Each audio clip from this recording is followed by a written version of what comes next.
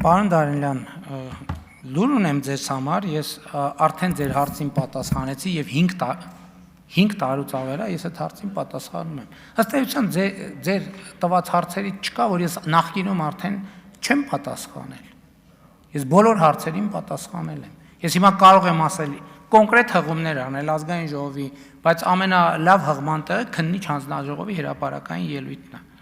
Հիմա որ ձեր հարցինի պատասխան կարդում եմ 2018 թվականի ապրիլի 17-ին Սերժ Սարգսյանի հայտարարությունը։ Այս առումով մենք դաս առաջին պետք է համարենք այն, որ այլևս գոնե շատ տևական ժամանակ, երբենք մենք չպետք է հույս փայփայենք, որ Ադրբեջանի ղեկավարությունը թողնելու է իր ուխտադրուժ մոտեցումները, թողնելու է իր ցանկությունը ուժով լուծելու Լեռնային Ղարաբաղի խնդիրը։ Երկրորդը, նույն հայտարարության մեջ, որ բանակցային գործընթացը լավատեսություն չի ներշնչում, ավելի ճիշտ կանգնած է, որովհետև Ադրբեջանի պահանջները անիրատեսական են եւ անընդունելի մեզ համար։ Այդ ինչից է ենթադրել, որ Ղարաբաղը այս տարբերակով կամ այն տարբերակով մնում էր հայկական։ Էլի եմ ասում, ցանկացած նախորդող շրջանում, եթե այդ լուծման տարբերակը կար, ձեր ղեկավարները թող լուծեին։ Թող լուծեին, չէ իրանք ասում են չնաշխարհիկ տարբերակներ, լսեք թող լուծեին։ Թող էս ինչ հայտարարություն է։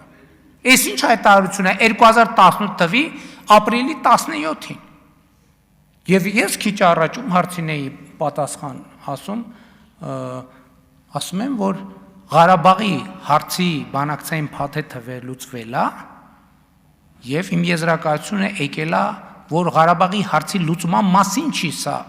Ղարաբաղի հարցը, որովհետև 1996 թվականին լուծվել պրծել է, մեզ ոչ մեկ դրա մասին չի ասել։ Խոսքը նրա մասին է, թե Հայաստանի պետությունը լինելու է, թե չի լինելու։ Մենք ընտրել ենք, որ Հայաստանի պետությունը լինելու է։ Դուք ուրիշ բան կընտրեիք։ Գիտենք, որ ուրիշ բան կընտրեիք, որովհետև նախորդող շրջանում հենց ուրիշ բաներ ընտրել եք։ Եթե ոչ դուք անձամբ, այլ են քաղաքական ուժերը կամ այն քաղաքական ուժը, որ ներկայացնում եք։ Մնացածը ոչ, էլի եմ ասում, այս բանակցային փաթեթի վերաբերյալ, դուք գործնականում ես համոզվեցի եւս մեկ անգամ նոր հարց չեք կարող տալ։